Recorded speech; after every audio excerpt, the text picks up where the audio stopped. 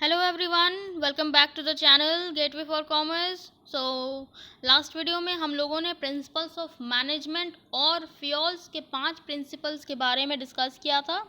And ये सारे के सारे प्रिंसिपल्स आप लोगों के लिए बहुत ही इंपॉर्टेंट है फ्रेंड्स। आप लास्ट वीडियो में आपने लास्ट वीडियो अगर नहीं देखा है प्लीज़ उसे जा कर के देखें।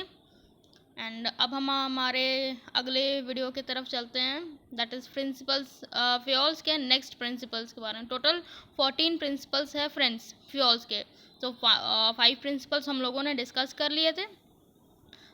नेक्स्ट की तरफ चलते हैं। Next is subordination of individual interest to general interest. देखो क्या होता है, हर ऑर्गेनाइजेशन में बहुत सारे लोग काम करते हैं, ठीक है। सारे लोगों का अपना अपना एक खुद का पर्सनल इंटरेस्ट रहता है, अपना खुद का एक ऑब्जेक्टिव रहता है, ठीक है।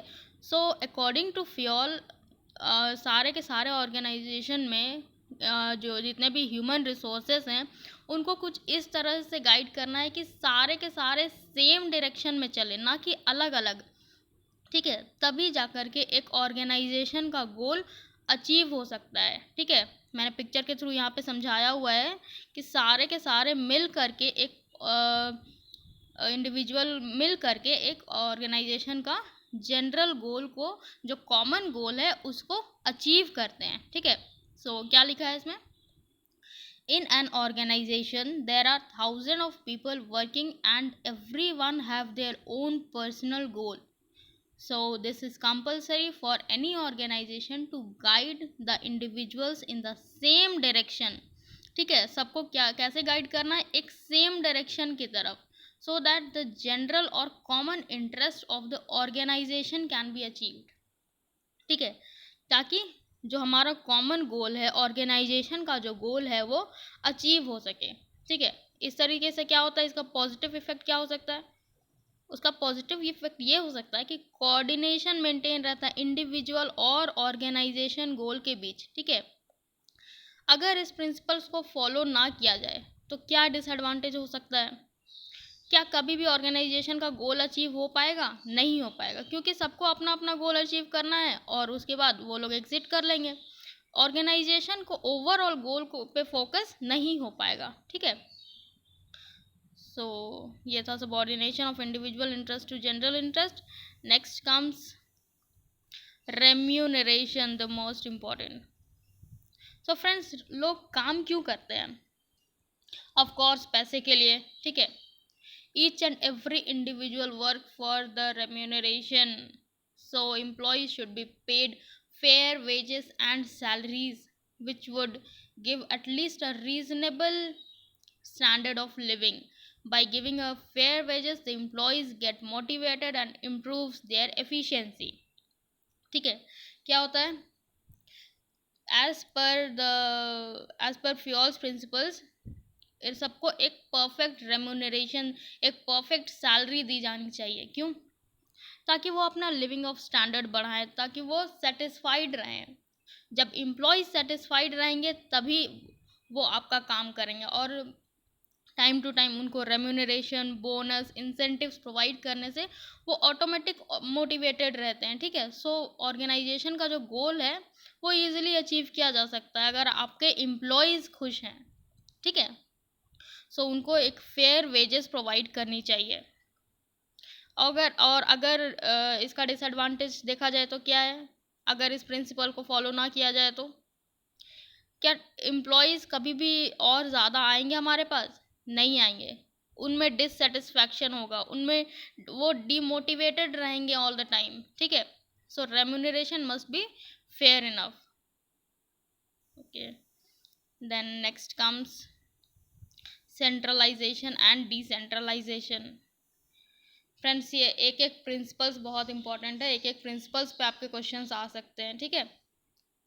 सेंट्रलाइजेशन मीन्स, देखो सेंट्रलाइजेशन मीन्स क्या होता है? Authority and power of taking decisions remain only with the top management, ठीक है।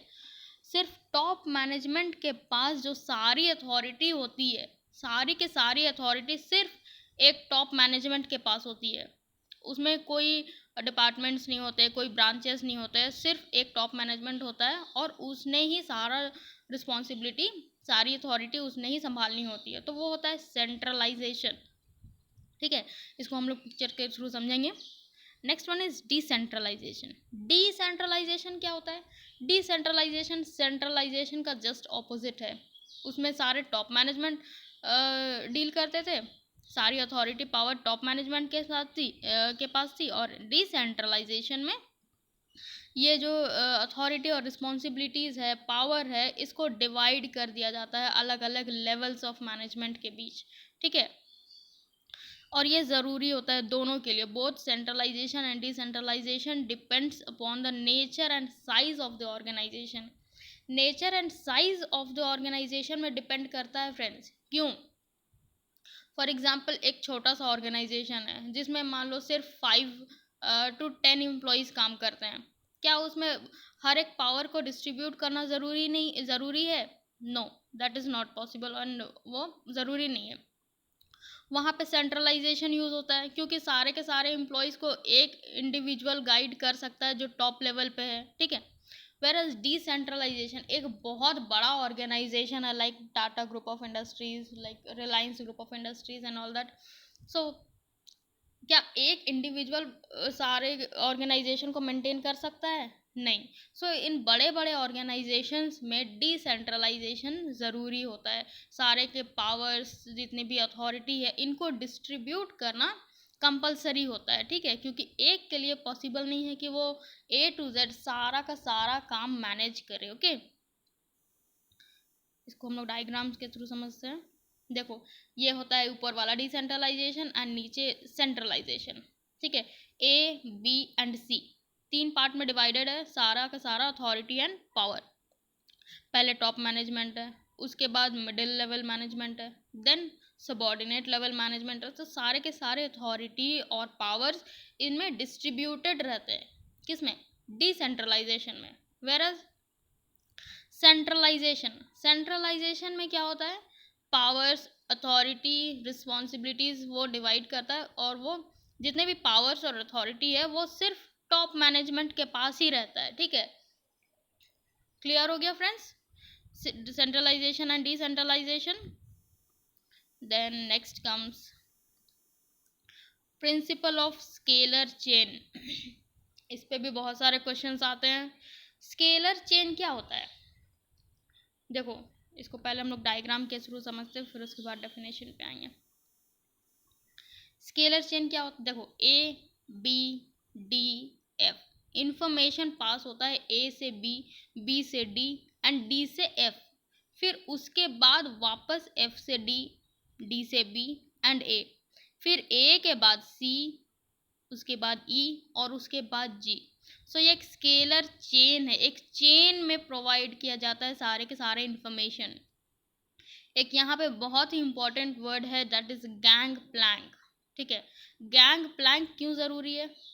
मान लो कुछ कंपलसरी, कुछ बहुत ज़्यादा अर्जेंट हो गया, कुछ इमरजेंसी आ गया, तो क्या जो F को इंफॉर्मेशन पहुंचाना है G को, क्या वो वापस D में, फिर B के पास, फिर A के पास, A इंफॉर्मेशन देगा C को, फिर E को, फिर G को। तो ये बहुत ज़्यादा लेंदी पीरियड हो जाएगा। ठीक है, गैंग प्लैंक में क्या होता है कि डायरेक्ट आप एक लेवल से दूसरे लेवल पे कांटेक्ट कर सकते हो। ठीक है, so that is gang plank. समझ में आ गया? अब इसके डेफिनेशन की तरफ चलते हैं हम लोग। Scalar chain means line of authority, और in other words it is a chain. ठीक है, ये क्या है? चेन है of superior from highest to lowest. ठीक है, एक हाईएस्ट लेवल से लोवेस्ट लेवल तक का ये चेन है। Scalar chain should be followed in every organization gap. ठीक है, सारे के सारे ऑर्गेनाइजेशन में ये फॉलो होना चाहिए। क्यों? क्योंकि जितने भी इंफॉर्मेशन है वो टॉप लेवल से, मिडिल लेवल से लेकर के लोअर लेवल तक पहुंचने चाहिए। कोई भी इंफॉर्मेशन इसमें स्किप नहीं होना चाहिए। ठीक है, इसलिए स्केलर चेन प्रोवाइड किया गया है फ्यूल्स के थ्रू। लेकिन इन केस ऑफ इमरजेंसी और एनी अर्जेंसी, गैंग प्लैंक लोग यूज कर सकते हैं। ठीक है, gang plank means it allows direct communication between employees working in different position it is useful in case of urgent information, किसी भी अर्जेंट इन्फॉर्मेशन के लिए ये कंपलसरी होता है गैंग प्लैंक, क्योंकि इसमें आप डायरेक्ट कांटेक्ट कर सकते हो, कम्युनिकेट कर सकते हो दूसरे एम्प्लॉयज़ के साथ, ठीक है। इससे क्या होता है, सिस्टमेटिक स्केलर चेन से सिस्टमेटिक इन्फॉर्मेशन फ्लो होता है, ठीक है। कम्युनिकेशन गैप नहीं होता है, मतलब कोई स्किप नहीं हो जाता है, कोई छूट नहीं जाता है, एक के बाद एक इन्फॉर्मेशन पास की जाती है, ठीक है। इसके डिसएडवांटेज क्या है अगर इस प्रिंसिपल को फॉलो ना किया जाए तो, कम्युनिकेशन गैप हो जाएगा, इन्फॉर्मेशन प्रोवाइड नहीं मिल पाएगा किसी ना किसी एम्प्लॉयज़ को, और उसमें क्लियरली अथॉरिटी और रिस्पॉन्सिबिलिटी का रिलेशनशिप मेंटेन नहीं हो पाएगा, ठीक है। Then our next principle is principle of order. देखो, principle of order, order means क्या समझते हैं हम लोग, ऑर्डर मीन्स कमांड, लेकिन यहाँ पे principal of order means order मतलब वो कमांड नहीं है, ठीक है। यहाँ पे क्या मतलब है, here order does not mean command, it refers to the orderly arrangement of men and material that is fixed for everything and for every person in the organization, so that there should not be any kind of wastage of time and energy, ठीक है। Order means आप कभी भी Reliance fresh या फिर कोई भी shopping mall गए होगे, ठीक है। सो उसमें आपने देखा होगा, आप मान लो आपने कोई शॉपिंग मॉल गया, ठीक है, उसमें एक टी शर्ट, दो टी शर्ट, तीन टी शर्ट, सब एक अलग अलग साइज में ऑर्डर वाइज अरेंज रहता है, एक्सेल एक साइड, स्मॉल एक साइड, मीडियम साइज एक साइड, ठीक है। सो एक परफेक्ट ऑर्गेनाइजेशन में एक परफेक्ट ऑर्डर वाइज सारे सामान को, सारे चीज़ों को अरेंज किया जाता है, ठीक है। ये क्या है, एक ग्रॉसरी शॉप है, आपने देखा होगा काफ़ी जगह अभी तो है, सारी मैगी एक जगह रखी हुई है, बिस्किट्स एक जगह रखे हुए हैं, सो आपने ये प्रैक्टिकली भी देखा होगा। तो ये यहाँ पे प्रिंसिपल ऑफ ऑर्डर का मतलब है अकॉर्डिंग टू फ्योल कि जितने भी लोग काम कर रहे हैं या फिर जितने भी मटेरियल यूज़ हो रही है किसी भी ऑर्गेनाइजेशन में, वो सब एक ऑर्डर में होना चाहिए, एक सिस्टमेटिक वे में होना चाहिए, ठीक है। इसका क्या एडवांटेज हो सकता है प्रिंसिपल ऑफ ऑर्डर का, वेस्टेज ऑफ टाइम नहीं होता है इधर उधर ढूंढने में, मेरे को सेम लेवल का सेम चीज़ का दूसरा चाहिए तो मेरे को वहीं पे मिल जाएगा, ठीक है। वेस्टेज ऑफ टाइम नहीं होता है, जो वर्क पोजीशन होता है, वर्किंग सिस्टम होता है, वो स्मूथ होता है, क्योंकि मेरे को जो भी चाहिए वो उसके जगह पे मिल जाएगा मेरे को, ठीक है। इन केस ऑफ वायलेशन, अगर इस प्रिंसिपल को फॉलो ना किया जाए तो क्या डिसएडवांटेज हो सकता है, वेस्टेज ऑफ टाइम हो सकता है, वेस्टेज ऑफ एनर्जी हो सकता है, क्योंकि जब उस चीज़ को मेरे को टाइम पे वहाँ पे अपनी जगह पे मिलेगा नहीं तो उसको ढूंढने में मेरा टाइम लगेगा, ठीक है। तो मेरा टाइम गया, मेरा एनर्जी गया, ठीक है। सो ये सारे डिसएडवांटेज होते हैं इसके प्रिंसिपल ऑफ ऑर्डर, ठीक है, समझ आ गया। Then next comes equity. Equity means क्या समझते हो, इक्विटी मीन्स इक्वल, ठीक है। इक्वली ट्रीट करना चाहिए सारे के सारे एम्प्लॉयज़ को, ठीक है। क्यों, बहुत इंपॉर्टेंट है फ्रेंड्स ये, everyone should be treated equally irrespective, ध्यान दो, irrespective of their grade and position, grade और पोजीशन के ये इररिस्पेक्टिव है, सारे एम्प्लॉयज़ को इक्वली ट्रीट ज़रूर करना है, लेकिन क्या एक टॉप लेवल मैनेजमेंट का और एक फॉरमैन समझ लेते हैं लाइक लोअर लेवल मैनेजमेंट का, क्या दोनों का सैलरी सेम होगा, नहीं होगा।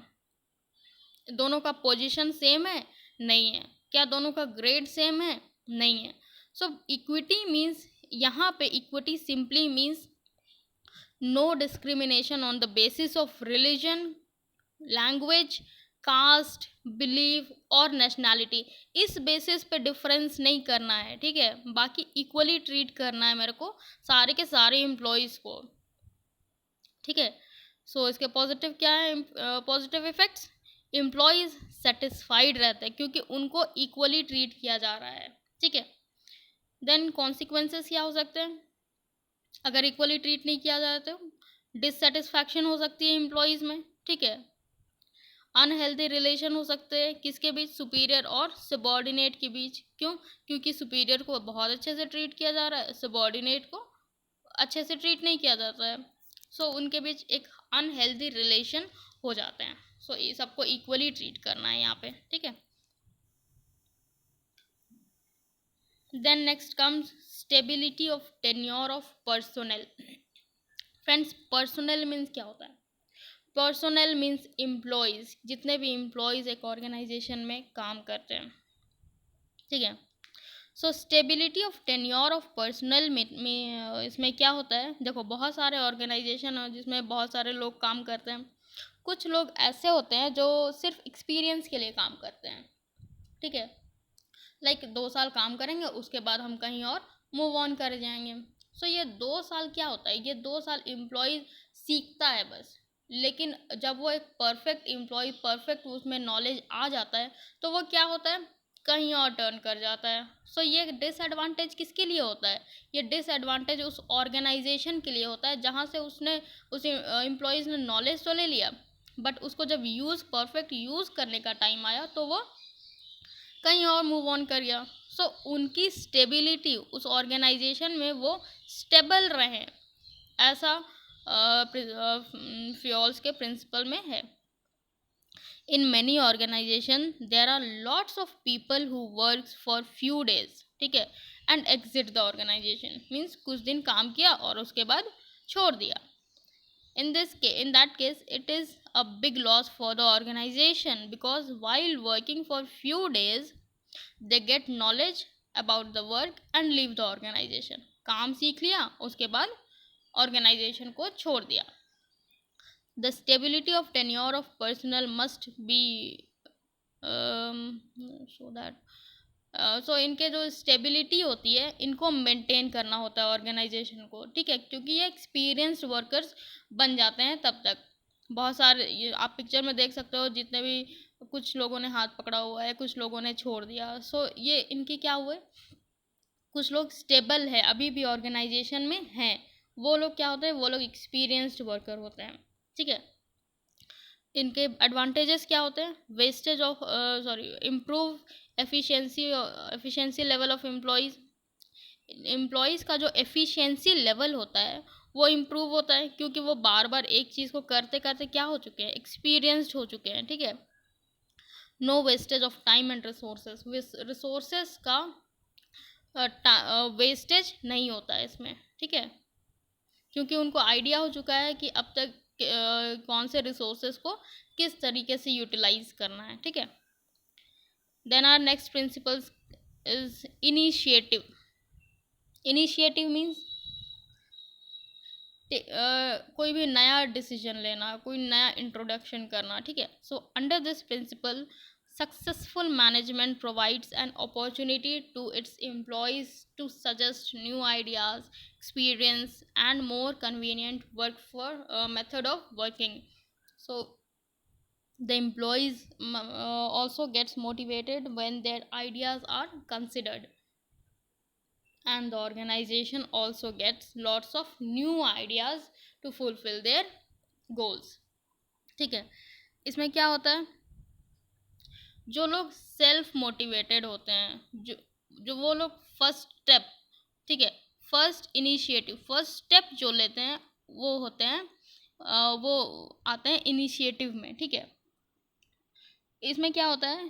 अकॉर्डिंग टू फ्योल, जितने भी सक्सेसफुल मैनेजमेंट है वो अपने जो एम्प्लॉयज़ हैं उनको न्यू आइडियाज़, एक्सपीरियंस और एक सही मेथड, कन्वीनियंट मेथड प्रोवाइड करते हैं वर्किंग का, ठीक है, एक नया आइडियाज़ से। सो टेकिंग फर्स्ट इनिशिएटिव, ठीक है, पहला स्टेप, उनको भी टाइम टू टाइम उनको मौका दिया जाता है कि वो अपने आइडियाज़ को सामने लेकर के आएँ, तो वो लोग भी time to time motivated feel करते हैं। क्यों? क्योंकि उनके आइडियाज़ को कंसिडर किया गया, उनका जो एक्सपीरियंस है, उन्होंने जो फर्स्ट स्टेप लिया, उस आइडिया को कंपनी वालों ने, जो ऑर्गेनाइजेशन है, जो मैनेजमेंट है, उन्होंने कंसिडर किया, ठीक है, सो वो लोग सेल्फ मोटिवेटेड हो जाते हैं, ठीक है। सो वो क्या होता है, सो इस वजह से एम्प्लॉयज़ में जो वो होता है, एम्प्लॉयज़ में बिलोंगिंगनेस फीलिंग हो जाती है, ठीक है, अदरवाइज वो डिमोटिवेटेड फील करते हैं। Then are next principle and the last is spirit de corps. Spirit de corps, यहाँ पे फ्रेंड्स इसमें वर्ड में ही है, फर्स्ट में ही स्पिरिट, एक स्पिरिट मेंटेन करना, ठीक है, टीम स्पिरिट में काम करना, सब में एक साथ मिल करके काम करने की स्पिरिट होनी चाहिए। It is the capacity of a group member to maintain beliefs in an institution or goal. The principle states that an organization must make every possible effort to maintain a group cohesion in the organization, ठीक है, सारे के सारे group मिल करके एक spirit team बना करके काम करें, ठीक है, यही है इसका मतलब। In simple word, spirit de corps means team spirit और टीम वर्क, एक साथ मिल करके काम करना, ठीक है। Unity is strength is the essence of this principle. So इस प्रिंसिपल का मीनिंग, इसका इम्पोर्टेंस क्या है, यूनिटी इज स्ट्रेंथ, मतलब साथ मिल करके काम करना, ठीक है। सो फ्रेंड्स, ये प्रिंसिपल्स, फ्योल्स के 14 प्रिंसिपल्स हम लोगों ने कंप्लीट कर लिए हैं। सो आप प्लीज़ इसे बार बार देखें, कम से कम आपको याद हो जाए, ठीक है, क्योंकि ये सारे इम्पोर्टेंट, बहुत ही इम्पोर्टेंट है। केस स्टडीज़ में आपके इन प्रिंसिपल्स से ही क्वेश्चंस आते हैं, ठीक है। सो नेक्स्ट वीडियोज़ में हम लोग टेलर के सारे प्रिंसिपल्स कवर करेंगे। सो अगर आपको वीडियो अच्छा लगे देन प्लीज़ लाइक करें, अपने फ्रेंड्स के साथ शेयर करें, चैनल को सब्सक्राइब करें, एंड प्लीज़ मुझे बताएं कि आपको ये वीडियो कैसा लगा। Okay, thank you so much.